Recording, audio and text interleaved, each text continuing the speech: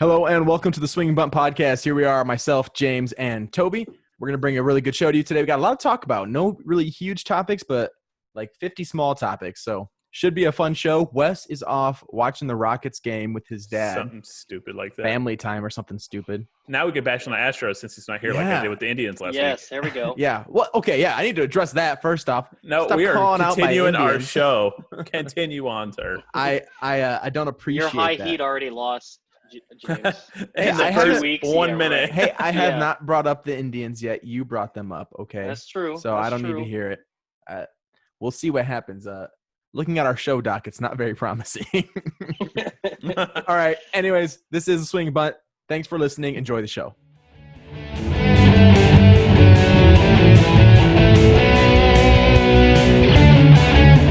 All right, guys. So we'll jump right into the news. First off, I've got a beautiful mustache. It's so not that's beautiful. I hate the to break first it part to of the news. This I like part, it. the part in it just looks too distinctly white. You need to tan that bad boy. It'll be shaved off tomorrow. More than likely, I have a job interview, so I probably want to shave it. Although just go with it. I very well may be wearing a mask the whole time, so I might just rock it. We'll see. I like it. Go for it. Thanks, Toby.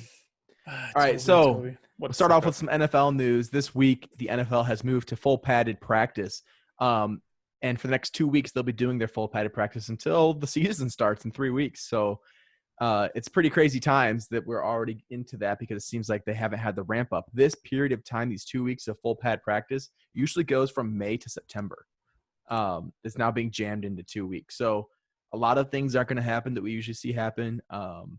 We won't have any preseason games. Rookies aren't getting their OTAs. There's just not a lot that's going to be going on. Or there's a lot that will be going on in these 2 weeks. It's usually stretched out over a lot of time. Players like Cam Newton, who are learning a whole new playbook and a whole new team, are having to adjust to that team in 2 weeks. I think that we're going to see some shaky play in the first few weeks of the NFL season. Yep. Speaking of Cam Newton and the New England Patriots, the Patriots have listed Cam Newton and Jarrett Nice. Stidham as co-starters. Which is the stupidest thing I've ever heard in my life. Well, I agree. I mean, you can't really prepare for it, I guess. It's a good thing. Yeah, and it's a strategic move that they're going to do just to try to make sure that no one knows who's going to start. It's dumb. Everyone knows Cam Newton's going to start if he's healthy. He's the more Absolutely. talented Or player. is he? Or is he? That's the question. So far in training camp, I listen to Patriots media every day, and this is the same media that has said the same thing we just said. If healthy, Cam Newton will be the starting quarterback. He has more talent. It's just the case. But so far in the first week and 2 days, Jarrett Stidham has looked better. Granted, Newton didn't play much last year, and Stidham is used to this offense. But just through the first week and 2 days, Stidham has looked really good compared to Newton. Now, we are seeing no one in pads last week. People are not going full speed. It's just drills and so on. But I know that, for instance, even today in practice, Newton had a few bad throws. He had a few really good throws, of course, as he can as well. I think that he brings a lot more to the team. I think he will be the starter, but I think there may be a little bit more of a competition there than we assume. I mean, this is Bill Belichick. Nothing's given in the Patriots. So if Newton's going to start, he's going to have to earn it. They're not just going to make him the starter day one. That's just not how the Patriots roll. The thing with Newton, he might struggle early as he's getting used to the Patriot system.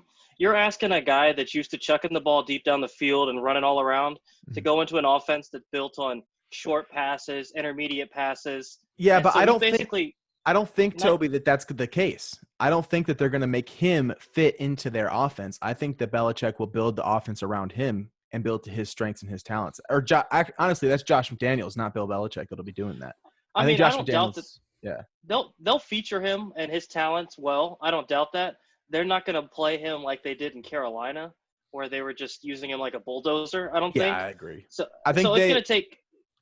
Go ahead. And like you said, he didn't play much last year, so I think he's got to get used to playing football again, and then playing football in a new system. Even though they may build it around him, it's still new. Yeah. So, absolutely. He's going to struggle. And personally, I think Stidham fits perfectly for the Patriots. I just don't think they were ready to give him the starting job this year. Next year, I think it's his job, unless there's another crazy free agent quarterback. It's going to be Deshaun Watson. Guarantee it. Guarantee it. Interesting. High heat. Yeah, but okay. No, I think that if there's a team that can best utilize Cam Newton at this stage in his career, I think it is New England Patriots. So should be good I for agree. him and good for the Patriots. If they choose, They're not pretty bad in the red zone, aren't they? I mean, I guess Brady wasn't too bad, but running wise, they were pretty bad, weren't they? last year they had issue running in the red zone, and I feel like he's going to could really drastically help that. even if it doesn't mean that he's the one directly running into the end zone. Misdirection. Misdirection. Direction. I was Yeah, about to say misconception. Like, what does that even mean?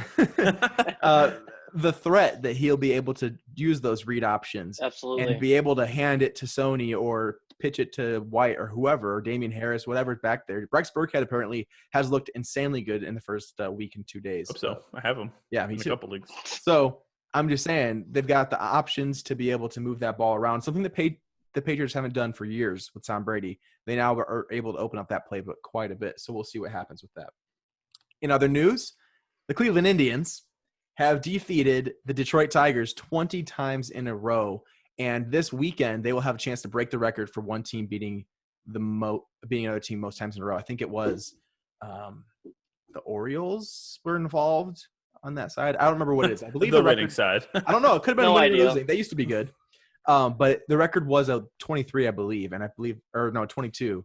And they play a 3-game series this weekend. So they've got a chance to surpass that record if they can continue to sweep the Tigers. And in other news, Justin Fields has created a petition for the Big Ten to resume plans to play football this year. And within one day had well over 100,000 signatures. I don't know if this is something that the coaches or leadership or what's it called? Administration guys. ADs. Athletic directors or whoever's in charge of these decision makings. I don't know if this is something they'd ever take seriously or if they would revisit it. I mean, 12 out of 14 teams did vote to postpone the season until at least the spring. So I don't know. I just think that this really does hurt the future careers of these Big Ten players if they don't get a chance to play at all. Because as far as scouting goes, there won't be the film on them. I mean, Justin Fields could have very easily been a candidate for the Heisman this year. And now he won't have that opportunity if the season's not played at all, especially if it is played for the ACC and SEC and he's just going to do some kind of scrimmages in the spring against other Big Ten teams. You know what I mean? Mm-hmm. Yep. He just loses out on eventually it'll be a lot of money. You know, if he's not the number 1 overall draft pick, he doesn't get that huge bonus that he could have won if he had an amazing season this year. So there's a lot of players that are wanting to play. Which this kind of connects with something we have in our main section, but I'm going to wait for that, the new COVID testing. Sure. I'll go ahead and discuss it if you want to. Yeah, go ahead. So the NBA actually found this. They found a new type of test. It's a saliva test. Mm-hmm. It's cheaper. It's faster. I saw Bauer did it the other day.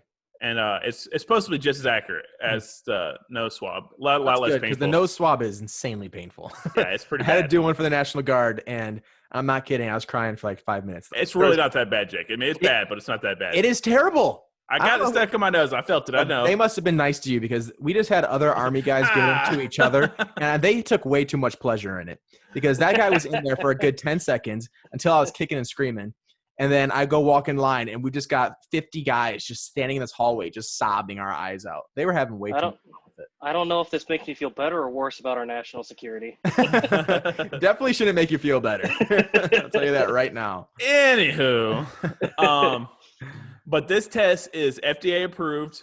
It's got all the approvals that's needed for it to be used. Now, this came out right after Big Ten and the Pac-12 said they weren't playing. So now, I don't know if this is going to happen, but this has been discussed that maybe they may recant what they said and actually have a season. Mm-hmm. I'm not sure, but I thought it was kind of cool that they found something else, a new way to test it out quicker and cheaper that will help colleges because colleges weren't going to pay, like the NFL is going to pay or the NBA is going to pay. See, you say that, but colleges are richer than these NFL teams. Well, but they also are going to use it. I don't know. I mean, how come they haven't done it yet? How come the Big Ten hasn't done it yet? Because they don't want to spend the money. They don't want to. Yeah. I'm just saying, like, people always think that because it's not a professional sport, it doesn't carry as much money. But you look at it, and but they also have a lot of more sports to worry about. Yeah, that's true as well. Yeah. Yep. But like the coaches, often the top tier coaches get paid far more than NFL coaches. So Dabo Swinney and Nick Saban are making bank. Yeah. And Jim Harbaugh. Yep, that loser. Mm-hmm. Yep. Loser. He's never had a losing season his entire career. He's also never won. Ohio State is his Achilles. Oh, yeah. Apparently, him and Ryan Day were having fun on those Big Ten. Yeah, we talked about that. We did. You missed that one, Toby. It was nuts. All right, next on our list, we're going to go ahead and talk about something that is really cool in my opinion. So I know I've talked to you guys about it, and I don't think I've mentioned it on the show. But someone was asking me, dude, where do these Indians pitchers come from?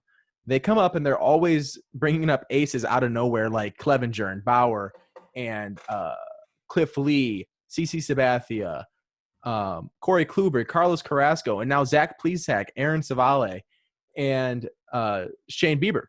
And you wonder, these guys did not get drafted in the first round. Bauer did. These guys are not top prospects. They've never been listed as even their organization's number one prospect, but they come up to the major leagues and they just strike people out in amazing rates. They don't allow hits or homers. They're just a great pitching team, and they have been for years. They have the most American League Cy Youngs in the millennium, in Corey Kluber having 2, and CC Sabathia and Cliff Lee each winning 1 as well. And looks like we have another one coming up here this year, possibly. But people wonder, why is it? And something that I think has been really a tribute to our recent success for the Cleveland Indians is what's called tunneling. It's the idea of having a baseball. Now imagine you're driving your car through a long, dark tunnel, okay? And someone is like watching from the outside, but they can see the car driving through the tunnel. All these cars, if they're all just driving in a line behind each other, right? They're all just driving through the same path. But once they exit the tunnel, they all start breaking out in different directions, right? So the idea is you want your ball to look like it, whether you're throwing a fastball, a curveball, a changeup, a slider, a sinker, whatever it is, as it's coming through this tunnel, they all look the same as long as possible, and they all break out in different directions, whether it's up, down, left, right, or whatever. And something that's really huge with that is not necessarily the way you throw your pitch, but it's the sequence at which you throw your pitches, right? So if you're going to throw a low curveball that breaks in the dirt, you don't want to throw a low fastball to set that pitch up, because the way that pitch will break, the fastball will come in like this, the curveball will come in like this and dip down, right?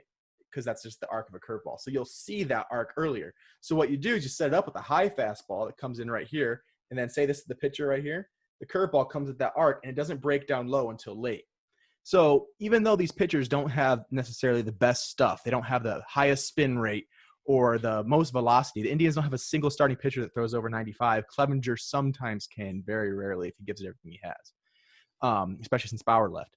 So the thing is these guys don't have these amazing pitches, but they set their pitches up so well with the right sequencing. I really attribute it to Roberto Perez,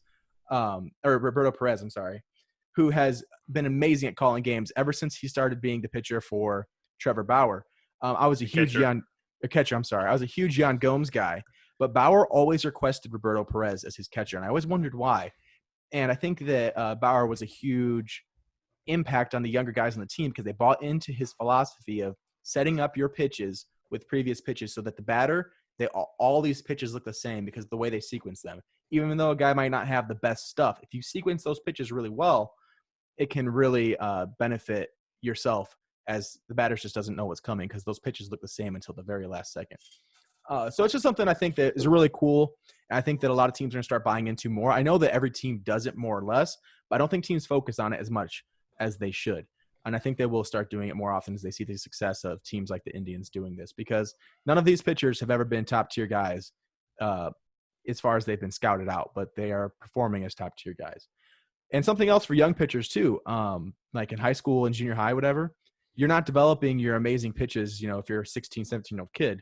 But if you think about that as a catcher or as a pitcher, how can I best set up this next pitch? Sure, I don't throw a devastating curveball, but I can throw a curveball in the dirt.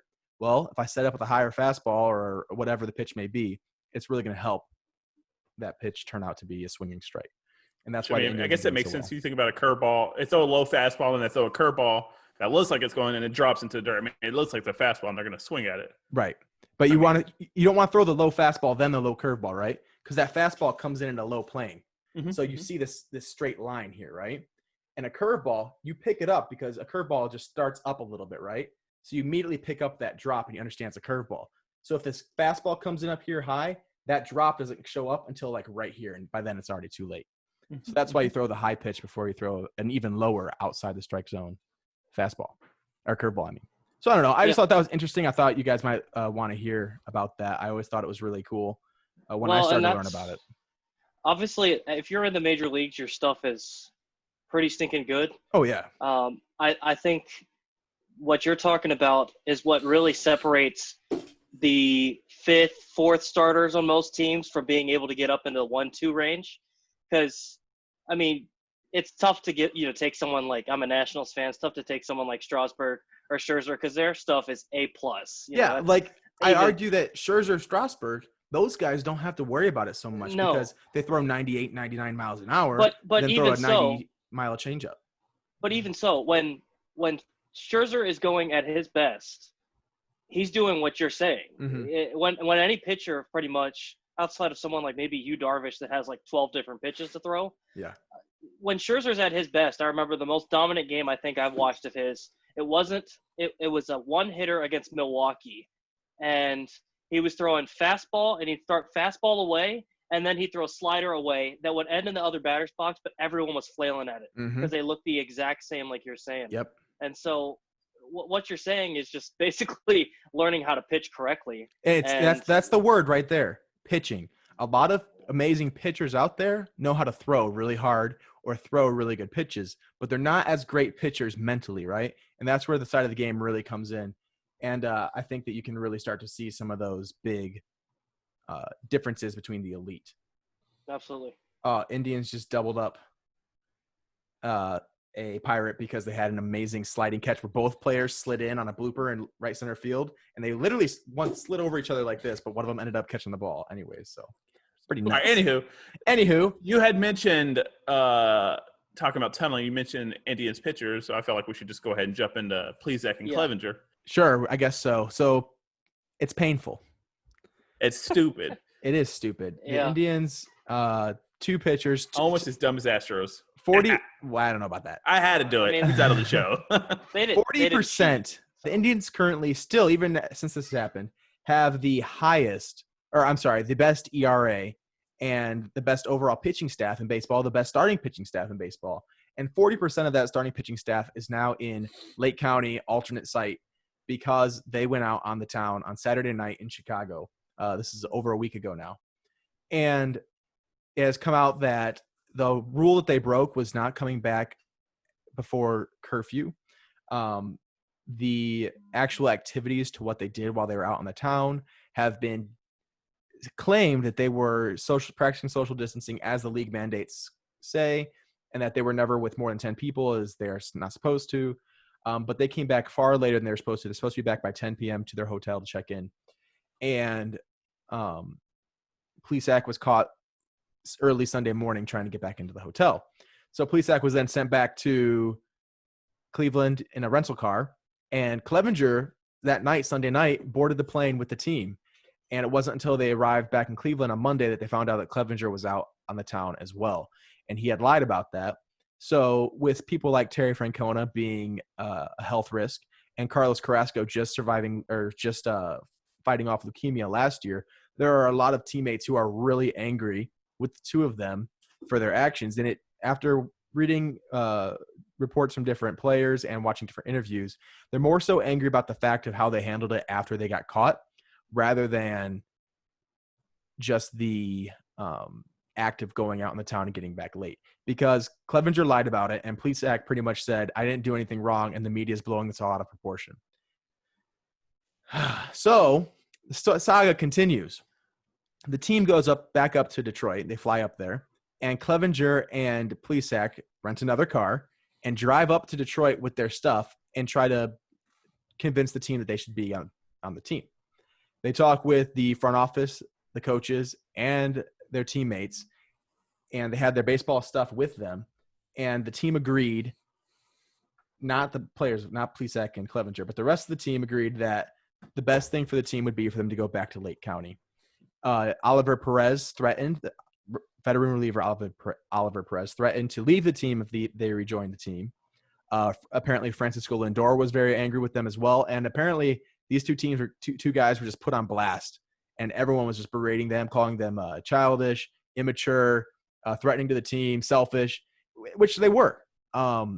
Everyone else is obeying the rules, and these two guys clearly stepped out of line to do what they wanted to do, which was go party on Saturday night, whether they were out at a casino or just playing with baseball cards like they said they were. They broke the rules, and they selfishly broke the rules and lied to their teammates about it, broke trust, And I totally understand why the team is mad. So they're down there for at least 10 days. And that's just the rules of the alternate site. If you get sent down there, you're down there for 10 days. And this could end up costing them quite a bit. Clevenger, since he missed a lot of time last year, if he misses 16 days, essentially, then he does not get a good year as far as his contract goes. And that would mean he has another year of arbitration before he can actually become an unrestricted free agent. So this could end up costing him, no joke, millions of dollars, because he was supposed to enter free agency as a 31-year-old player. Now he'll be 32. So it could cost him tons of money if they keep him down there for a while. And I've heard rumors that they might not ever come back to being an Indians uniform, which I think is a little too much. But they might get traded because I know we need some offense. So we'll see what happens. What do you guys honestly could see this is completely side note on that. I could see them trading with Atlanta, honestly. I could too. Johan Camargo, I think, is a guy y'all could really use. Well, and you have a prospect too who, what is his name? Christian Pache? No, not Pache. He's not Fran. Pitcher? No, he's a hitter. He's very Freddie Freeman just hit a home run, by the way. I know. I'm well aware. You guys continue talking while I look this guy up. But Drew Waters. Oh, yeah. Yeah, he's a very hit or miss, people are saying. He has a very wide range of outcomes. He could be a great player who hits for tons of power, or he strikes out a lot. Basically Austin Riley is what you're telling me. Yeah, essentially. He strikes out a lot. So he could go either way. But we could use a guy like him. So switch hitter. Yeah. Yeah. But yeah. We might trade for offense, and I would be okay with trading one of those guys. I would rather trade. Oh, man, I would love Plesac, honestly. I love Plesac. I love both of them. See, we already lost Kluber and Bauer. I don't want to lose another one. My thing with the whole situation is I think it'd be an overreaction to trade them, but it doesn't really matter what you think if it's an overreaction. If the teammates don't want him back, you can't just alienate the entire team by bringing back Clevenger and Plesac and then just basically creating a giant divide in the clubhouse over it. Mm-hmm. So, like you said, it may ending with them ending up somewhere, hopefully not Atlanta, but I have no idea where. I mean, I'm telling you, we probably will trade for somebody. We have Josh Tomlin started today. Hey, Josh Tomlin's a stud. He also throws 82 miles per hour as a fastball. I love that man. He's very good. His ERA is ridiculously low for how many innings he's pitched. He hits corners, man. And his strikeout is ridiculous. His strikeout rate's so high.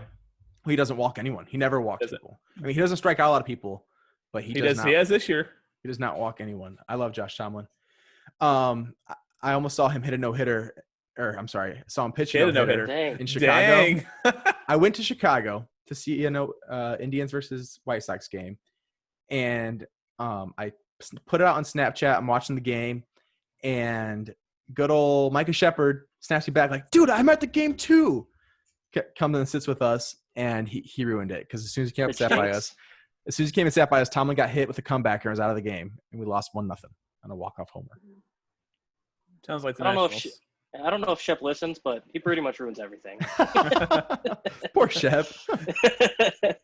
I wouldn't agree with. These are 30% of our listeners. Way to go. I'm joking, Shep. But anyways, yeah, I think that if the whole team's angry at you, it's really hard to bring the players back. Chris Antonetti, our GM, said this is not a punitive action to send them down to Lake County. They're not being punished. We're just trying to put the best team on the field to win a World Series. I laughed at that because if you have the best pitching staff in baseball, you're not sending down 40% of your current pitching staff because you want to win a World Series. You're sending them down because they're being punished for their actions. Now, if you're saying that we don't believe our team will function at a high level because of a lack of camaraderie, because of clubhouse infighting, then I understand that. I think that's where this is coming from. I think that the Indians as a team are not going to be getting along if Clevenger and Plesac are there until they really apologize and convince the team that they, are actually sorry for what they did. So we'll see what happens. I hope they're back soon because I think we need them. But anyways. So I guess if we're talking about the Indians, we may as well keep talking about them because, James, you want to talk about the Cy Young update so far in the season. Yeah, and we all know who's leading in the American League. I think American League is more of a toss-up than a National League. Now, just saying that there's two guys that really are up there in the American League. No one's close to Bieber, man. No. I would argue that it's not. Yeah, I would say Lance Lynn's up there. I mean, don't get me wrong. I have Lance Lynn on fantasy, but his strikeout numbers aren't close. And Bieber has only allowed one run in the It's season. 18 less. 3 runs. 18 strikeouts in 5 games is quite a few. His WAR is higher, and WAR is the most important stat, is what I've learned on this show. In this small sample size, that does not. No, you can't change it. James. But don't get me wrong, Lance Lynn's having a great season, and I'm happy because I have the best pitching staff in our fantasy baseball league. But please, James. I just said Bieber's so far running away with the Cy Young. I think right that now, AL yes. is closer than the NL is what I'm saying. All right, so then you have a clear favorite for the NL. Then I would say. I think so. Who you got? Of course, I'm going to say Max Fried. He's pitching really well. He has a 1.24 ERA. He has not given up a single home run this year. He doesn't have a ton of strikeouts. It's his biggest downfall. But his WAR is the same as Bieber, 0.1 less than Lance Lynn. His walk hits per inning pitch is 0.9, so it's not super low. But he doesn't give up runs. If someone gets on base, I mean, they're going to stay on base 95% of the time. Yeah, Max Fried has the highest or lowest ERA in the National League. He also has where's the K's? He only has 28 strikeouts. 28 strikeouts is not that many. Yeah, but for Cy Young, I mean, I know strikeout's a big thing, part of it. But if he's just winning games like by dominating with low ERA, I mean, I think he's. I like the guy from San Diego, Lamet. I think he's very good. He's pitching well. And he's Scherzer and Nola both have almost 40 Ks as well. Yeah, but Scherzer's their ERAs has not been very good. No. And Nola had the one really bad game to start the year. I think Sonny Gray could be in this conversation as well. He could. Sonny Gray's been pretty dominant. He has been shoving, man. His ERA is only 2.05. He has 45 strikeouts in 30 innings. WHIP under 1. It's 37 strikeouts. You say 45 or 37? Sonny Gray has 45. Just kidding. I'm looking at Nola. Nola has 37. My BG. Sonny Gray's been awesome. I think Why you is could his definitely WAR throw him in. so much lower? I have no idea. I don't understand WAR fully. WAR calculated for pitching is very odd. Yeah, it's odd. But yeah, we have Lance Lynn, Max Fried, Zach Plesac, Shane Bieber, and what's Dobnik from Minnesota, the rookie kid. Randy Dobnik. Randy Dobnik's been good. You think I got a mustache? You got to see that, boys. It's boom, comes straight down handlebar. But those are top 5 in ERA so far. And the two that translate most for strikeouts would be Bieber and Lynn. National League strikeout pitchers don't have the ERA though. So yeah, I would probably lean your way, James. So far, I would say Bieber. I would say Sonny Gray's probably up there with him. I didn't realize how close he was. Yeah, I would. He's second in strikeouts in the whole MLB. Yeah, I think Sonny Gray's still got that streak of 6 hits or less going too. So he hasn't really had any games where he's had a lot of base runners. So I think he's been pretty dominant too. But Fried definitely has a lower ERA, so I think it's going to be. I think it's going to be between close. A couple of guys. It's so crazy how well Sonny Gray was doing in Oakland, and then he moves to New York and was so bad. I mean, terrible. One of the worst pitchers in baseball. And now he comes to Cincinnati and he's great again. New York can do that to people. I mean, look at Clint Frazier. Yeah, hopefully he does it to Garrett Cole. Hey, good. Garrett Cole's doing fine, I'm pretty sure. He's doing pretty okay. Yeah, he is. Oh, he's got that pine tar on his hat or whatever. Did I miss something about that? Did you not see that? The videos of people – he kept grabbing his hat. I don't think it's anything, but Trevor Bauer was talking about it. How did you not know about it then? I don't know. I follow Trevor Bauer pretty closely. Someone else also was saying there was a pitcher, I don't remember who it was, who kept reaching into his back pocket. So I don't know if they are allowed to have I think I heard that they're allowed to have like a wet towel in their back pocket for moisture because they're not supposed to lick their fingers. You can lick their fingers. You just have to touch your pants after. No, like COVID testing, you can't lick your finger. Okay. So dumb. That makes sense. Yeah, you're not supposed to lick your fingers, so you're allowed to have like a wet, damp towel that you can rub to kind of get the moisture back on your fingers instead of. I have no idea. I don't know. I think it's funny. Everybody's got their own rosin bag. That's kind of funny. Yeah, everyone walks out. Everyone has their own personal rosin bag they take. Okay, and you're not supposed to spit. You're not supposed to spit, but I can tell you what, Marcelo Zuna last night in the game I was watching had a huge wad of dip in. Oh, they all have dip in. You kidding? I definitely. They're not gonna You're stop. not supposed to spit, but he was. Jose definitely- Ramirez can't hit unless he has a pound of dip in his. That is true. That is true. All right. Next, we move on to a topic that I'm really excited about. The unwritten rules of baseball. Very baseball heavy show, but that's okay. We all love baseball. Pretty much everything's baseball except the power rankings. Hey, it is what it is, man. I mean, I love baseball. I write up the show doc, and it's what I love. So we'll see what it is. What it is. Swinging bunt. So It is the swinging bunt. We're primarily baseball, but we'll discuss other things too. I mean, I just don't follow NBA at all. Maybe I should, but It's been crazy. Yeah, Orlando Magic. I watched that Suns game the other day. Suns Portland game. that was a good That was game. wild. That was wild. I'll watch more once the playoffs actually start. Well, But they have started. I was checking some NBA stuff, and the Lakers went 3-5 in the bubble. That shocked me. Well, they didn't play. I mean, people set out for part of it. I feel like. Once they locked up the number one Yeah. seed. Oh, okay, that makes sense. But can we? The only thing I want to mention about baseball is I just like to say, good Jimmy job, basketball. Milwaukee. Basketball. You lost to Orlando Magic in Game 1. Basketball. Yeah. You mean Yeah, basketball? Okay. I have some friends that are big Bucks fans that work at a radio station in Milwaukee, and they are not very confident in the Bucks right now because they have not played well at all. Apparently, Because go It's ahead. been horrible. a big cornerstone of Milwaukee in their success this year is they're good offensively, but they're also great defensively. And they were not great defensively, giving up, I think it was 128 to the Magic in Game 1. That's not good for a team that's missing Aaron Gordon. They're missing one of their top offensive threats, and then they're also missing Jonathan Isaac. So you're giving up 128 to a team that's missing probably two out of its top Vucevic. three options. That's all they got. Yeah, and then they only scored 110, which isn't terrible, but when you're giving up 128, you're not going to win many games.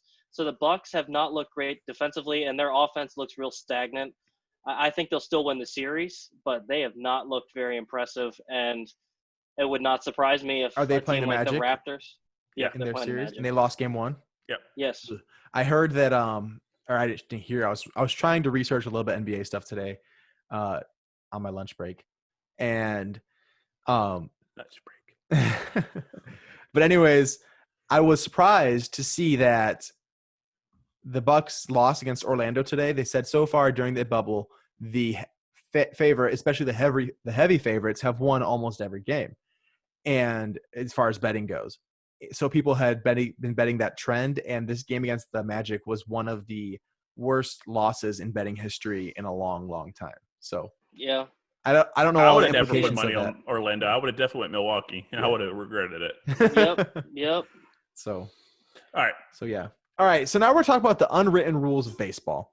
I think we've kind of touched on this in shows past, maybe when we talked about the DH before, but it's something that's a very trendy or controversial these days because baseball is, I don't want to say a dying sport, but it's definitely not the pastime that it once was in American culture. And a large part of it is because it does not resonate with younger fans. A large part of its fan base is the baby boomers or dying off, maybe even older than that. And they just simply aren't passing the love of the game on to the people our age and younger. I think that even after us, it gets really bad. I mean, I talk to kids, I'm a teacher, and I talk to kids in 7th grade, 8th grade, and just the interest level of guys in baseball who, are built for it. You'd be thinking, these are the kids who are the next generation of baseball players. They just have no desire to play it. They're like, oh no, I'd rather play tennis or golf or soccer or basketball or whatever it may be, or even just no sports at all and just go play Fortnite all day. Fortnite? That's what kids do, man. Loser. Yeah. But a lot of players in baseball, I think it may have first started that I remember with Bryce Harper saying, make baseball fun again. Yes. And other players like Trevor Bauer are really campaigning to undo the rules of baseball that make it boring. And don't get me wrong, I don't think baseball is boring. I love it. I love all the action, more or less, in between pitches, and all of the mind games that go on. I'm a numbers guy, but I think that if you're not a numbers guy who is a diehard passion for the sport, if you're a casual observer like most of the NFL fans are, you aren't going to be as entertained as you would be watching an NBA or an NFL game because it just isn't the same level of high-flying action. I mean, even the runs that are scored in baseball are very rarely contested. If you have a runner score, which is the most action in baseball, it's usually a throw doesn't even get in. The ball hits the outfield and they score before the outfielder even gets the ball, or it's in the seats and they're just jogging around. So you don't have that high intensity. But then we get things like a grand slam, one of the most exciting plays in baseball. From Fernando Tatis Jr., one of the most exciting players in baseball, who's 21 years old? Is he 21? I believe so. Yeah, I think so. Yeah. He is dominating the league as the shortstop for the San Diego Padres. And he comes up in a game where they're winning 9-3 or something. Winning by quite a bit at the end of the game. And it's a 3-0 count, and the guy sails a fastball right down the middle. The coach did tell him to take the pitch. Let's make that clear. The coach told him to? Yes. Hold on. He said that he told the third baseman the third base coach to give him the take sign, and Tatis said, "I'm not looking at the third base coach. I don't care." Yeah, this guy. So anyways, Tatis turns and just rips a grand slam to put them up by 10 plus runs. And the pitcher and the coach are then, for the Rangers, are ticked off about it. And the pitcher almost hits Manny Machado on the very next pitch. He did hit Machado, didn't he? No, he threw behind him. Threw behind him. Yep. He was not ejected. But anyways, after the game, the manager for the Rangers was angry. The manager for the Padres apologized for Tatis not just taking the pitch. And Tatis apologized. And then Tatis apologized too, which is just ridiculous, man. You are getting paid to hit the baseball. If that guy is going to throw 3 balls to you and then going to throw you a fastball right down the middle, you are getting paid to hit that ball. Your contract, whenever your contract ends, is going to be decided based off of the stats that you show. If you want to make money, you need to put up big numbers. And a grand slam is going to very much help him make more money. And on top of that, he could very well win the Triple Crown in the National League. I mean, the guy is trying to win the MVP possibly this year. And I'll vote for him. And he is tearing it up. He's great on defense. He's so far great on offense as well.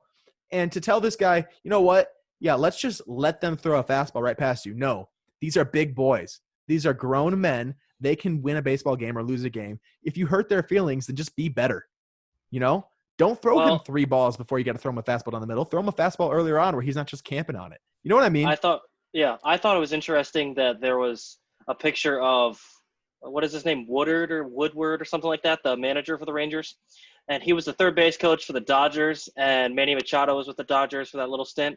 And Machado hit a home run when they were up like 7-1 on a 3-0 count, and he gave him a high five rounding around third.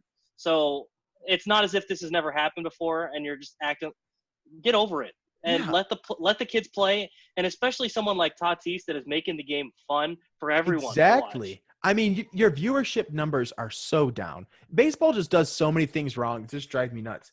I mean, they should have had the season started a long time ago because they could have been the only sport on TV. Everyone's already got their eyes turned towards NBA playoffs and towards the NFL starting up soon. They could have had baseball going since the beginning of July, maybe even late June. But because of their struggles to get money worked out, they didn't get that spotlight. So now they finally have baseball going back again. They have low numbers, as baseball always does. And you've got someone like Tatis being a new franchise or a new face to the league, and you're going to tell him not to swing on a 3-0 count just because the Rangers might get their feelings hurt. It's just absolutely ridiculous. And it brings up the whole idea of unwritten rules in baseball. Do you hit someone because he hit somebody else? Or because a guy hit a home run over the fence and you didn't like the way he looked at you? Do you not look at the pitcher when you run the base paths and not stare him down? I don't care about any of that stuff. In football and in the NBA, you get guys have an attitude and guys have a personality. Yes. And that's why it's so exciting to watch. One of the reasons. I understand baseball has always been a classy game. And it is. And I love that part of it. But I also think that it could use a little jazz. And to tell these guys not to be themselves and to have some fun. I mean, think about baseball interviews specifically. Football and NFL, you get a little bit – football and NBA, you get a little bit more personality, still not a ton. But, man, baseball players, it's just the most dry answers and the most dry personalities far too often. And if we just let these guys go play and be themselves, I think you'd get a lot more viewership and you get a lot more entertainment out of your product. And, well, you expect people to – they hit a home run. You expect them to put the bat down, jog around the bases, and not celebrate at all because it shows with the pitcher. But I think it's more exciting when you see the guys just have fun with it. Like Tim Anderson always has fun. Yeah. And the Nationals Braves game last night, The end. Will Smith That's your turn. apparently, well, He cussed out Soto. Will Smith apparently was not happy because before the inning, or Will Smith was throwing his warm-up pitches, Juan Soto kind of backed up too far behind the plate trying to time him up. The umpire told him to move or whatever, and then Soto took him deep. And Soto kind of stared at him. Smith kind of cussed him out. I don't mind that. They're having I fun liked it. I think you got to back it up, right? Because as a baseball coach, if I see my kids doing that, they're sitting the bench, right? That's just, you don't do that on my team. You're not going to show up the other player. No, absolutely. Especially in youth sports, right? You're trying to train young men to be good young men. But once you're in the pros, you're making the millions of dollars. You're the best in the world. Go for it. You've earned it at that point. You know what I mean? Oh, yeah. If you're a high school kid who just hit a 285 home run over the left field fence because a little 14-year-old just threw a fastball down the middle when you're an 18-year-old jacked farmer kid, you got no reason to be showing off, right? But you know what? If you're in varsity playoffs in state and you hit a walk-off home run, you better be jacked. And I want to see that energy the whole time, right? And same thing in pro baseball. I mean, you got to have that energy. I, as a fan, if I see a home run, I don't want to be like, very good, very good. Yes, exactly. No, I want to be jumping up in the air and get my fist pumped, and I want the same guys in that team to be doing the same thing. I think about one of my favorite home run celebrations ever was when they did at the World Baseball Classic. You saw emotion to a whole new level. They no longer had to represent their team the way the team wanted them to represent them. You saw Francisco Lindor and Javier Baez going absolutely nuts for their Puerto Rican team, and you saw the fans in that stadium resonating that energy. And the whole entire atmosphere there was just the best baseball atmosphere maybe I've ever seen. And I think that if that were to translate into American baseball, you'd have a far better product than what we have right now. And, yeah, I love the rivalries you get in other sports, and it just doesn't come to baseball because you're expected to play so gentlemanlike, like you're saying. Mm-hmm. I love that Marcus Stroman is one guy that I can think of that it's like, sure, if you hit a home run off me, go ahead, bat flip, but I'm going to get excited when I strike you out too. Mm-hmm. I think we need that energy from both sides. Like, absolutely. I think of someone like Walker Buehler. He strikes somebody out, he's chirping at them while they're walking to the dugout. Mm-hmm. Love it. Or my man, what's his name? The Dodgers pitcher. Dustin May or someone like that? Oh, the one that just had the poochy lip? Yeah. Joe Kelly? Joe Kelly, yeah. Oh, yeah. I mean, think about it. The stuff that baseball gets talked about the most is when these things happen. The Jose Bautista bat flip, the Tim Anderson bat flip, the fights, the yelling at each other. This is when people want to talk about it, and it's on ESPN the next morning. People aren't like, Trevor Bauer. Oh, so Mike Trout hit another home run over the fence to right center field today. The guy's hit 10 home runs already, and no one's talking about it. And not very many games. That's the crazy thing. I know. Yes. But the things that we do talk about is when baseball is interesting, exciting, and fun. You know what I mean? And it's not that Trout hitting home runs isn't fun and exciting. It's just Trout swings, he jogs the bases, he sits back down. That's just what he does. If we see more guys like Tatis and like Tim Anderson and like even Jose Bautista and Rougned Odor, I know people hate that stuff, but I think that it's time for that stuff to die and to bring in the exciting baseball play that we see in other sports around the world. Like, think about soccer, the most popular sport in the world. No one celebrates like soccer players. Every time they score, the whole team stops playing the game. Take their clothes off. Like, what is going on? Clothes off, exactly. Slide across the field. Yeah, let's have some fun. True, yeah. Come on. Yep. I agree. Well, I'm glad we're all on the same page with this. I got fired up for that, man. I don't know. I think that I've taken a big shift in that because if you would have asked me 3 or 4 years ago that question, I would have been on the totally opposite side. But now, just the more I watch it and the more I love baseball, the more I want other people to love it too. And I think that just needs to happen. I think you'll start seeing that shift the longer it goes when you see more of the younger guys coming through, because a lot of these guys played baseball with each other growing up. And I think when you start seeing guys like, I think of a good friendship that I know of, Bryce Harper and Chris Bryant. Obviously, neither one's a pitcher, but say, you got a friend who's a pitcher, one who's a hitter. They're not going to be as frustrated when their hitter buddy hits a home run off of them or whatever. They can't talk crap after the game, but they're going to start having fun with the celebrations. They're going to enjoy that. When Chris Bryant hits a home run against the Phillies, Bryce Harper is going to be happy to see him celebrate. Yeah, I think you're going to start seeing that when they get – it's something that's frustrating with the NBA and some of these other sports because now they're coming up and there's not as much rivalry as there used to be, but there still is more than MLB, but there's not the – the hatred like the Bulls and the Pistons in the 90s and whatnot. So there's not that in the NBA. You look at the Indians-Tigers rivalry, right? A rivalry that's been going on for years and years with two of the oldest teams in baseball. And the commentators were bringing up a very good point. While the Indians are owning this, 20-game win streak against the Tigers had so much turnover in the last few years that none of these players probably even care about or even know about this because it's just not the way the league goes. Yeah. But anyways, I think that we are totally agreement about this and that baseball needs to understand that unwritten rules are meant to be broken. So. Completely agree. All right, let's move on to our NFL Power Rankings. We took a break from it last week because there's only a few of us here. Or I wasn't here, I suppose. You guys just forgot about Everybody was here but you. Yeah. The important person wasn't here. Yeah. But we're going to go ahead and get back into it. So 2 weeks ago where we last left off, we were at the number 9 team in football. I'm going to go ahead and start from the bottom and work our way back up to where we are. At 32, we had the Jaguars, then the Washington football team, Cincinnati Bengals, Miami Dolphins, Detroit Lions, Chargers, Giants, Jets, Panthers, Bears, Raiders, Broncos, Browns, Cardinals, Rams, Falcons, Texans, Eagles, Steelers, Colts, Patriots, which we said we probably would move lower now that all these players have sat out, Titans, Packers, Vikings, Bills. Did we do the Bills? No, we didn't do the Bills. So at number 8, we have the Buffalo Bills. We all are in pretty high agreement about them. James, you have them a few spots higher than the rest of us. Why is that? We've got them sitting right around 9, 7, and 8 for the rest of us. Looks like you have them at number 6. Remember, I did this based off schedule and stuff too. Oh, that's true. You did because you didn't read the instructions. Whatever, dog. But I still would put them pretty high. I mean, their defense is elite. Probably the best or second best defense in football. One of the best defenses in football, yeah. And then they've got a good chance to win the division. And remember why I said the Vikings were down, I think, this year? Why I had them down is the same reason why I have the Bills up, because of Stephon Diggs. He's going to open it up for Singletary. He's going to open it up for John Brown going down the field. I think they're a pretty complete team, honestly. If Josh Allen can hit him.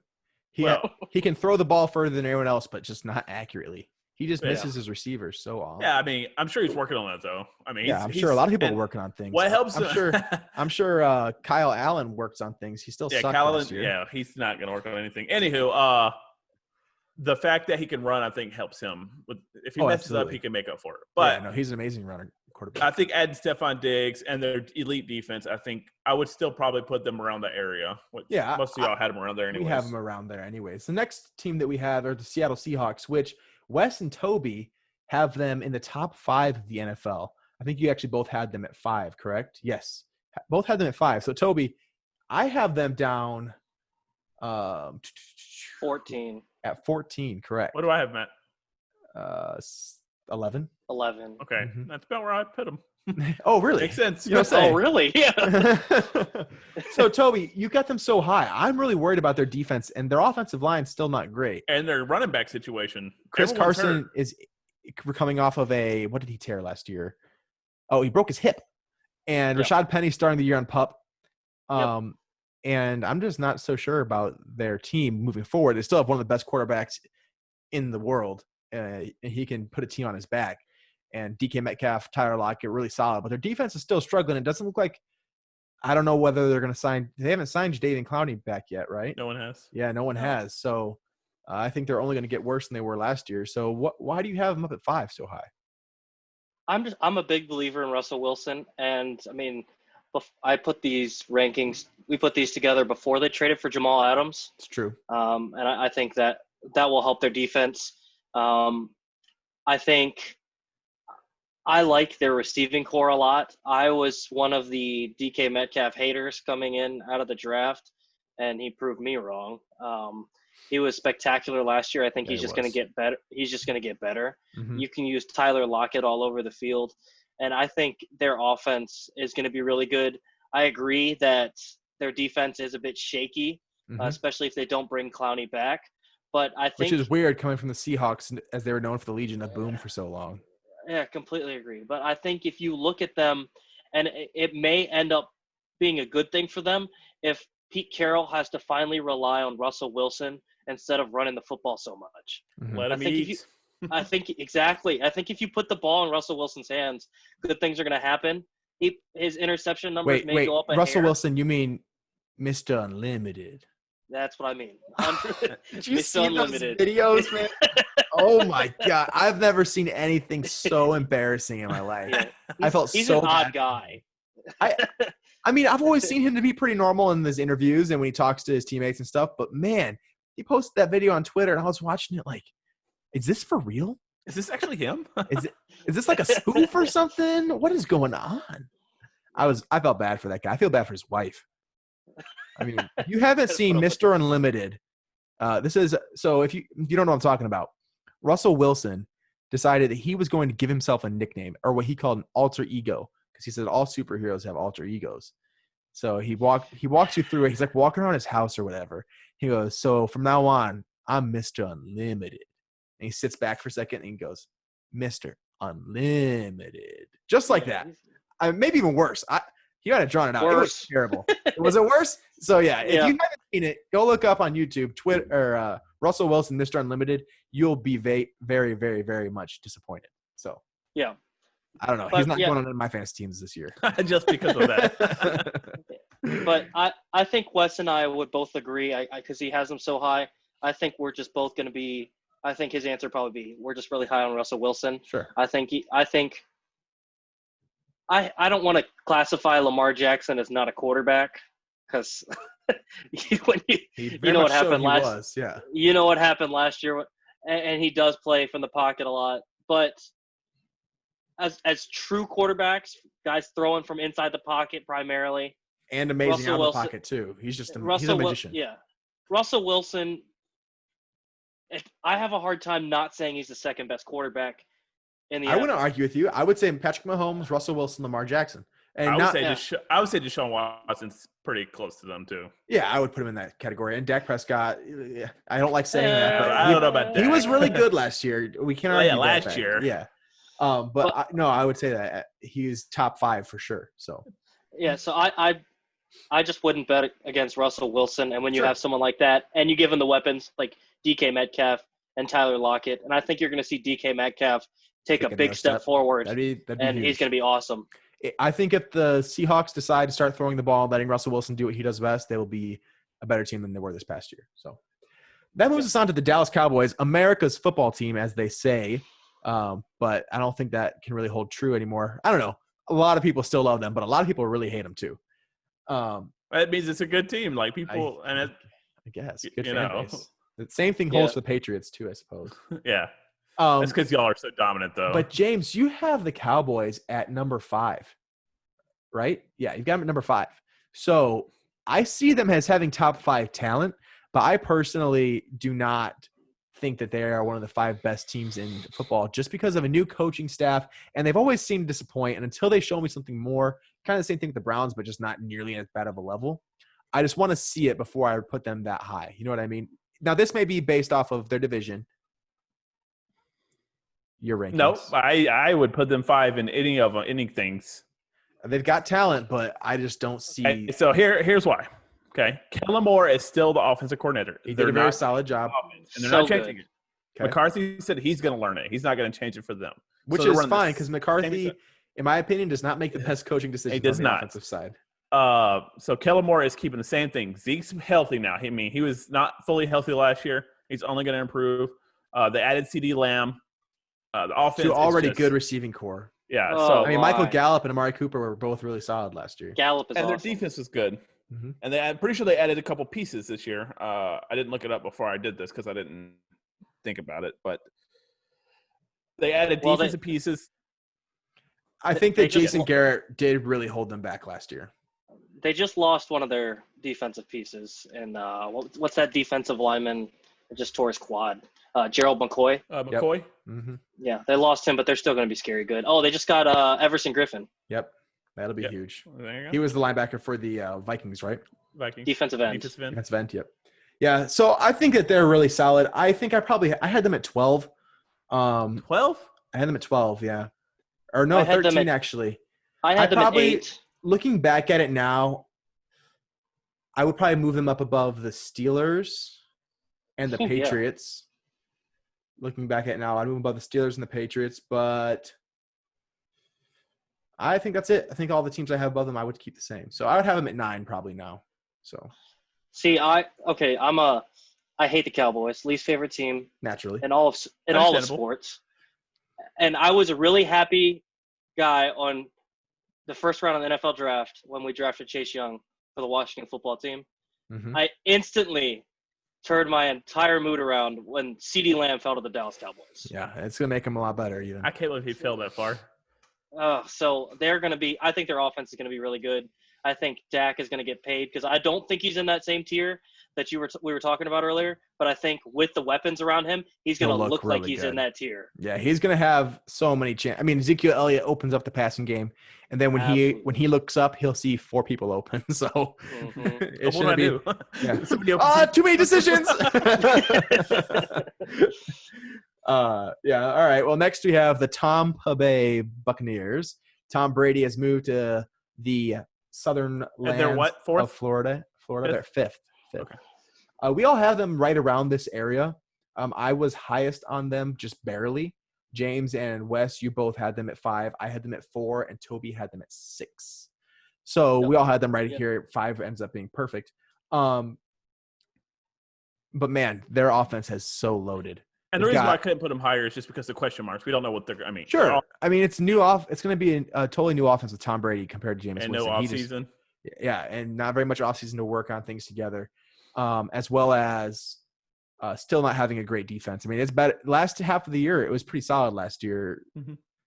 I mean, I guess it was just hard. It's hard because you look at the box scores and you see so many points for the opposing team, but it's mostly because Jameis Winston put them on the field for most of the game. Here you go.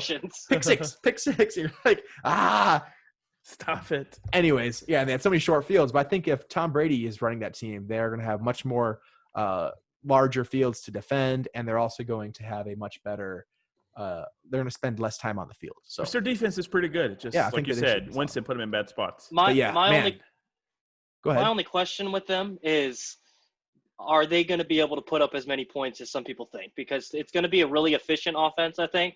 I just don't know that it's going to be as explosive as last year's offense. I think it'll still be good. They'll probably still be a top 5 offense. They won't take the shots that Winston took, but I think that'll benefit them. I don't think they'll be putting up 50 points, but I don't think they'll need to. I think their defense will hold them to not have to do that. But yeah, man, Brady, Mike Evans, Chris Godwin, Gronk, Cameron Brate, who's the other tight end? OJ Howard, and then you've got Keyshawn Vaughn, the rookie, on top of Ronald Jones as well. I think Ronald Jones is going to be really good. Someone else. Who'd they add? They just add another running back. I'm not sure, James. Continue. I will look it up. So we've got the Buccaneers at 5. Yeah, LeSean McCoy. Yeah. I mean, he's not. I mean, the guy's still pretty decent. A good They're just trying to get the oldest guy in the NFL, like every skill position. Next, at number 4, we have the San Francisco 49ers, who we all had at either 3 or 4. So myself and James have them at 4. Wes and Toby each had them at number 3. I think they've got arguably the best defense in football, and a great running game. Now, Matt Breida is left, but they still have Raheem Mostert, Tevin Coleman, and Jerick McKinnon. So they should still be a 3-headed monster as long as those guys can stay healthy. Toby, you've disappeared video-wise. You still there? Okay. Yep. And then they got George Kittle. Now, their receiving core is looking a little shaky lately. Deebo Samuel injured, and then they just had another injury as well. Jalen Hurd, yep. So we'll see what happens, but they did draft a rookie, and Laviska Shenault, correct? Nope. No, Ayuk. Brandon Ayuk. Oh, Brandon Ayuk, yep. He was the first rookie taken in the draft, correct? Nope. Hurts. First receiver. The guy from Raiders. Ruggs. Ruggs was taken before Ayuk? Yes. Ayuk was taken 26th or something like that, and they traded up for him. So it showed because the Niners, I believe, had traded I expect them to use him. Of the first round and then traded back in.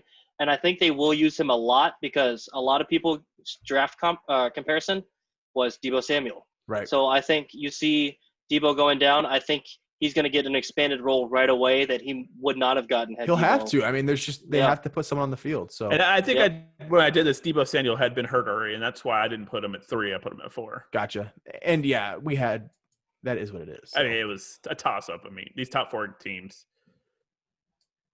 All right. Yeah, and go ahead. We're at an hour, so we got to move. Yeah, go ahead. let's keep going. Next, at number 3, we have the Baltimore Ravens, who we have myself and Toby had them at 2. James had them at 3. Wes had them at 4.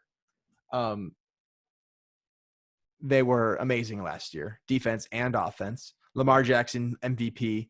Marquise Brown had an amazing season. Mark Ingram had an amazing season. They draft J.K. Dobbins.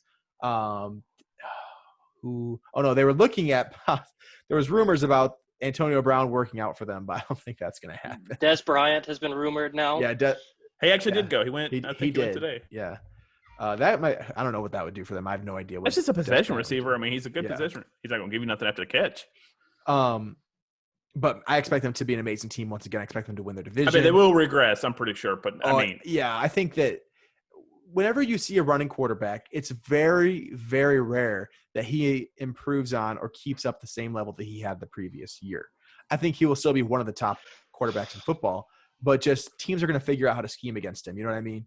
They're going to have to.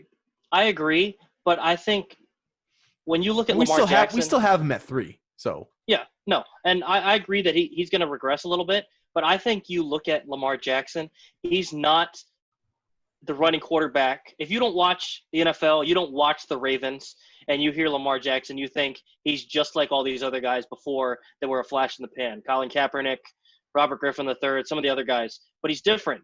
He can throw from inside the pocket, and when he's asked to, he stays inside the pocket. So I think Lamar Jackson's his rushing numbers may go down, but I think you could actually see his passing numbers go up. He still needs to work on his down-the-field passing and his accuracy. But I think if you look at him, he stays in the pocket when he's asked to. Mm-hmm. And I think that's what separates him and why he can be sustainable. I think he still will rush for somewhere near like 1,000 yards or if not more, probably more.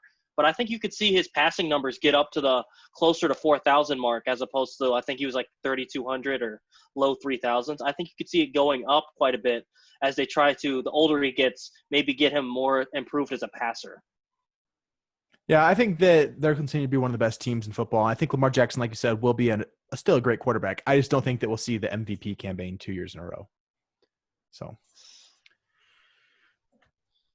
all right, at number 2, which is, I don't know if I would say a surprise, but we have the New Orleans Saints at number 2. Toby, you had them at number 1 overall. I had them at 3, and James and Wes both had them at 2. I think that Drew Brees is going to have a tear of a year. I think he's going to go off. He's going to break every record attempt to. He's going to try to. I think he's like, you know what? I need a Super Bowl. My last bag. Well, I mean, he has the Super Bowl, but the one that's against the Colts. Yep, but he needs another one. I mean, to be up in that tier of greatest quarterbacks of all time, they can always say, oh yeah, he's got all of the regular season records and stuff, but he only has the one Super Bowl. I mean, they already say that about Peyton Manning, and he has 2. Yeah. So if you want to be up there with considered among the greats in that conversation of Montana and Brady, then I think that you need to get another Super Bowl. I think that he has a really good shot at it this year. He's got an amazing team all around, maybe the best team in football. Mark Ingram and Latavius Murray there with no Mark Ingram. I'm sorry, not Alvin Kamara. Alvin Kamara. Yes, thank you. And Tennessee, University of Tennessee. Michael Thomas, Emmanuel Sanders now as well, and Jared Cook. We've got a solid offense as well as a great defense to back them up. So I think that they have a really good chance at making it to the Super Bowl this year.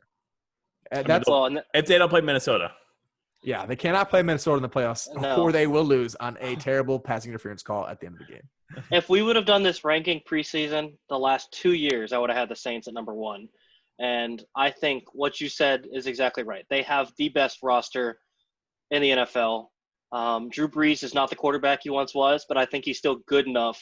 I think he's still solid, really solid. I mean, his efficiency is amazing. He's one of the most accurate passers of all time. Yep. I think he can lead them to a Super Bowl, and there's not a single thing of their team that I feel like I can nitpick at that I feel is not solid. Mm-hmm. And so that's why I have them at number 1 over teams like Baltimore, over teams like Kansas City, over teams like San Francisco. Yeah, Kansas City is our number 1. Unanimous except for to Toby, who has them at 3rd or 4th, actually, correct? Yeah, Toby has the Chiefs at 4th. You went Saints, Ravens, Niners, Chiefs, the Super Bowl defending Chiefs. I suppose the reason I say I put the Chiefs at number 1 is because the way power rankings work, if I say this team will beat every team that they play on a neutral field, I would pick the Chiefs over everyone at this point, just because of Patrick know Mahomes. it, Patrick Mahomes. That's what I got to say. Yeah, he is a winner, and he is a guy who can put a team on his back. I mean, look at what he did against the Texans in the AFC Championship last year. Or was it divisional? He didn't play. Yeah, divisional divisional. round. Thank They you. played the Titans in the AFC Championship. It was Well, just he did it against them too. yeah, just the Not comeback. as bad though.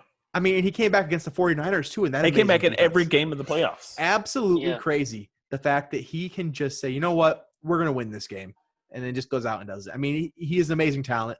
One of the guys, I don't know if we've seen many players like him before. If he stays healthy, he's going to probably break every record. He very well could. He very well could. I hope he doesn't. I mean, I hope he stays healthy. Don't get me wrong. Every Brady record possible. I would love it if Brady can hold on to at least the Super Bowl record, 6 Super Bowls. But man, Mahomes in his third? This will be his third year, his fourth year. This will be his fourth year in the league. Yep. And he just, man, he's clearly the best in the league. Just amazing quarterback. So, and they've got a solid team too. I mean, Tyreek Hill, Mecole Hardman, Sammy Watkins, Travis Kelce, just drafted CEH. They've also got Darwin Thompson and Darrell Williams, who are, they're not amazing running backs, but they're talents who have shown that they have talent in the league. So amazing offense with a much better defense as well. They've got the Honey Badger there now too. So they had one of the best defenses of the last half of the season last year. Yeah. And that's the only question mark I have is, can they keep that up? That's why I have them at 4, is I feel like the other teams I have ahead of them, the Niners, the Ravens, and the Saints, are more well-rounded. But the ultimate X factor is quarterback. So I can completely understand why. I mean, they won the Super Bowl last year with Patrick Mahomes basically carrying them. And to the defense's credit, they kept them in the Super Bowl because Patrick Mahomes played possibly the worst game of his life for the first, 50 minutes of that game. It was they're bad. just like, let me play now. And so, well, I mean, to be fair, Damian Williams said, "Let me play now." Yeah, well, he should have won MVP. He but should have that's won a whole nother MVP. yeah, story. be he honest. should have. But that's why I have the Chiefs lower. I'm as big a Patrick Mahomes fan as anyone, so I don't disagree with having them at number 1. I just still have questions about their defense and will they be able to keep up the consistency they had at the end of the year that propelled them to a Super Bowl victory. Sure. All right. You guys ready for some trivia? Yeah, let's do it. As ready as I'll ever be. Okay. Speaking So- of, Robles just robbed a home run. Did he? Indians are tied 3-3. We were. It was a 2-run home run by Austin Riley, and we're Nice. down 1. Sorry, Nice. I had to get that off my chest. It's all right. It's okay. I'm spitting angry out here. Oh, we're spitting angry. Can we talk about the fact that Porzingis got the weakest ejection ever in Game 1? Didn't see it. I didn't see it either. Clipper. Trivia. He got called for a technical because in the first half. Was it a because CC technical? It was pretty weak. He blocked a shot, and initial reaction, no, that wasn't. Did something like that, called a technical, and then later on, and believe it was the middle of the third quarter, Luka and Marcus Morris got tangled up. Luka kind of got frustrated because Marcus Morris was holding on too long, kind of, get off me kind of thing. And then Kristaps came in and kind of separated them. I guess you could say he was a bit of an instigator. So I could see the technical on that one to an extent. But he ends up with 2 techs, gets ejected, basically ruins the last 18 minutes of that game because it was close up to that point. I'd say the edge was even going towards the Mavericks because the Clippers could not find a way to stop them. Kind of ruined the end of that game. That's not frustrating. Cool. And then on top of that, impact the outcome of a game. yeah, and on top of that, 5 minutes later, Dansby Swanson hit a walk-off home run. It was not a good night for you last night. It was a very good night. Oh, I'm sorry, Toby. All right, on to trivia. So we don't have any high heat today. I guess it's just what it is. I know it's you guys' favorite category fan, so I'm sorry to let you down. I promise we'll have something for you next week.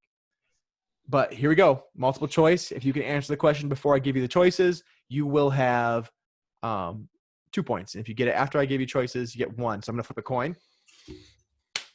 Toby, you get to go first when we do You are the an choices. absolute idiot. All right. So what is the diameter of the throwing circle used in the shot put track and field event? I got you on the Olympics. Yeah, you guys did your Olympics talk last week, which is amazing. You guys had Toby and Wes, kudos last week on your comeback. Thank you. That top 10 medal teams question last week, I was listening to it. Very impressive. Very impressive. The fact that you guys got Australia blew my mind. Blew my mind too. I was like, what? I was like, man. But the thing blew my mind is how long it took you to get Germany. I was like, come on, guys. Germany and China. Those are definitely 2 and 3. Get it together.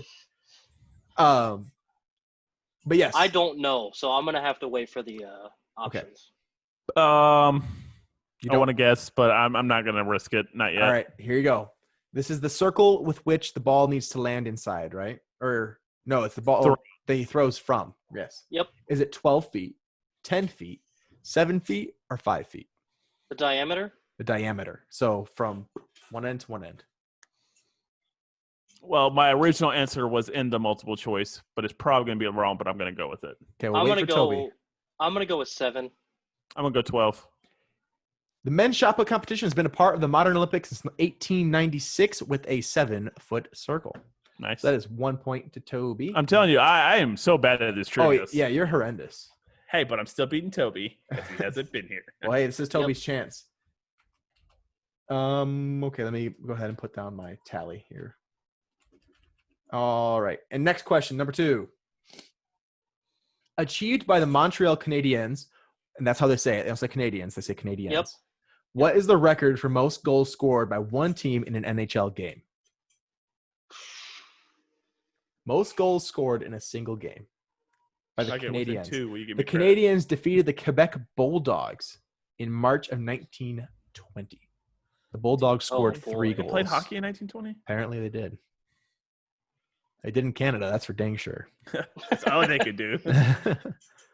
I have no idea. I have no idea. Okay. The options are 16, 14, 10, and 12. James, you're first. 14. I'll go with 12. It was 16, a score of 16-3 against the Quebec Bulldogs in 1920. So no points awarded. Score is 1-0, James. Did they just play with an empty net for the entire third period? 16 goals, man, in 3 periods. That's absolutely nuts. I don't know what happened, but they scored 16 goals. Awarded since 1926, the Swaithling Cup is contested in which sport? Swaithling? Swaithling Cup. Can you say it with a lisp? Swaithling. Awarded since go ahead and give that multiple choice. Go ahead and shoot it. Give us that multiple choice. Is it tennis, table tennis, athletics, or badminton? What is athletics? It's like decathlon? Yeah. What is it? Tennis, table tennis, athletics, and what? Badminton. Since I've never heard of it, I'm gonna go with badminton. I want to go badminton, but I'm going to go table tennis just for funs. The Swaithling Cup has been awarded since 1926 in the sport of ping pong, also known as table tennis. Son! It has been dominated by China. Dominated. You think? You know, no, I'm not going to say it. Next question. Probably for the best. This question I made on my own. I did some research on it because I thought it was pretty cool. There have been 12 Triple Crown winners in the history of MLB, including 2 repeats. Those repeats being Mickey Mantle and who was the other one? Rogers Hornsby, I believe. No? Okay. Maybe. I don't remember what the other one was. Miguel Cabrera is the most recent to win the Triple Crown. Who was the most recent before him? It was in 1967. 67? I'm waiting for the... Yeah. So almost 40 years between the two. Actually, I remember when he won it. I remember they talked about it all the time. I'm not good with decades and who played. If you don't remember, Miguel Cabrera, or what Triple Crown is in baseball, you do not win the 3 best races in horse races, not the Kentucky Derby and whatever the other 2 are. Yeah, they you have to have the Cabrera. highest batting average, the most home runs, and the most RBI. So here are your options: Frank Robinson, Carl Yastrzemski, Al Kaline, or Roberto Clemente. James is first, right? James is first in this one. Frank Robinson, Carl Yastrzemski, Al Kaline, and Roberto Clemente. Why do they all have to be so easy to pick? I could easily pick I'm going to go with the one I least think. I'm going to go Kaline, whatever. Because Toby, I did choose some of the best hitters in 1967. I'm going to go with Clemente. Roberto Clemente had the highest batting average in baseball that year at 357. However, it was in the National League. Carl Yastrzemski had the American League Triple Crown with 44 home runs, 121 RBI, and a 326 batting average. It's a pretty good season. It was a pretty solid season, especially for the 60s when they didn't hit a lot of home runs. Yeah. So That was still 1-1. It grandson. comes down to the final question. This one goes to whoever is closest. Whoever is Yeah, closest. whoever is. And it relates to our earlier topic of baseball being boring.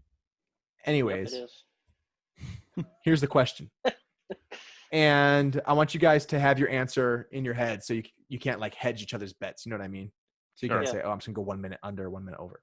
How Bet. many total minutes of action are in an average baseball game? Oh, yes. Oh, How many man. total minutes of action are in an average baseball game? There was a study that went out by the Washington Post. What was it?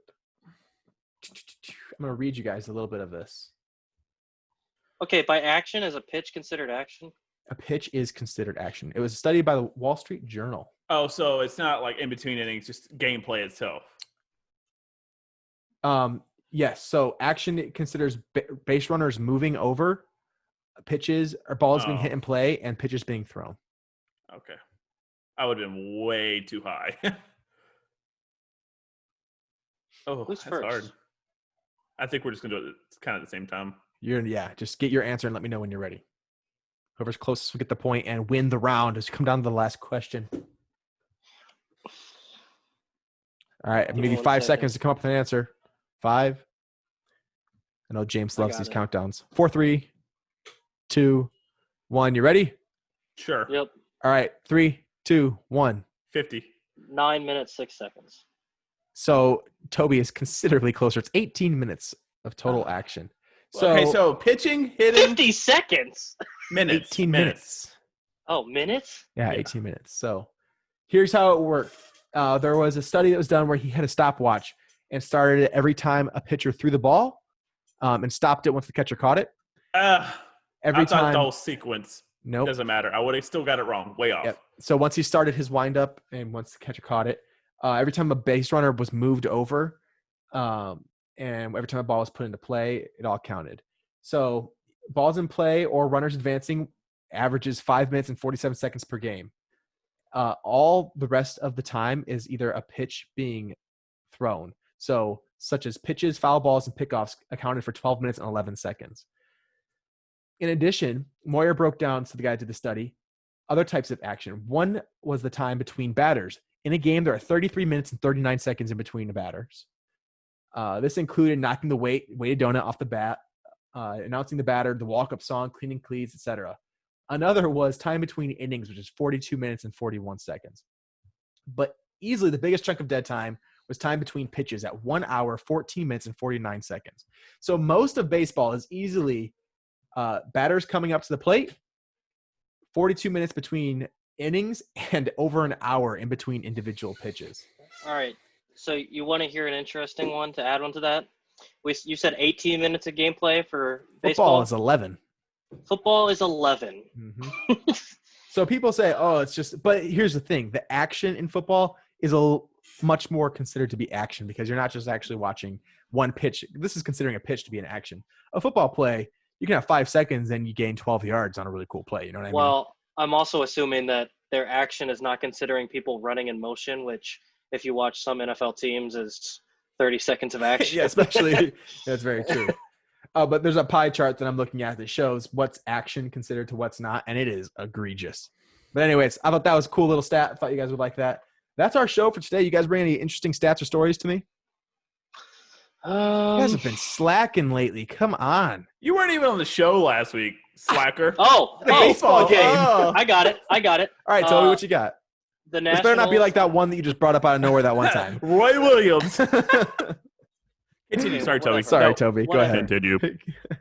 The Nationals had the first player born in the 2000s ever to hit a Oh, home yeah. run. Yep. Luis Garcia. You're Hit welcome. one the other day. You're welcome because the Braves threw the pitch. And I will say, Luis Garcia has decided that he wants to impersonate Juan Soto, essentially. And he looks just like him when he's That's a standing good at the plate. person He's a little bigger, And- I feel like. He's a huge dude. Oh, yeah. But either way, if you watch the two of them enough, the other day I flipped on the game and you could see like a little 2 on the thing, and I just assumed it was Soto. It was Garcia. Spreads out with 2 strikes, chokes up on the bat, looks just like Juan Soto, acts just like him. I like it. Hmm. Like it. Well, hey guys, good show. Thanks for watching. Thanks for listening. As always, you can subscribe to our channel on Facebook. Make sure you follow us or subscribe on iTunes or Apple Podcasts, as they call it, Spotify, Stitcher, wherever you listen to podcasts. James is showing off his fantasy football trophy. We also will have a fantasy football segment coming up soon, maybe next week or the News week after. Yeah. Do I get kicked off for that segment? No, Yes, you're welcome, out. Toby. No, we, you're need, out. we need all kinds of players to We share. need the worst people too. Yeah. But please be sure to follow us on Facebook, Twitter, Instagram. We post a lot of good videos to Facebook. We break them up into little 5-minute segments. So if you like watching in that way, you don't have to listen to the whole full hour and 20 minutes. You don't have to. All right. Thanks so much for listening and or watching. We'll see you next week. As always, please be sure to like and follow us on Facebook, Instagram, and Twitter, as well as subscribe to our channel on YouTube, where we post the full-length episodes as well as shorter videos for you to check out there. And a special thank you this episode to Tim Foster for the intro and outro music. If you or your friends have any music you would like to hear played on Swinging Bunt, then please email that to swingingbuntbsbl@gmail.com. Thanks for listening, and we'll catch you next week.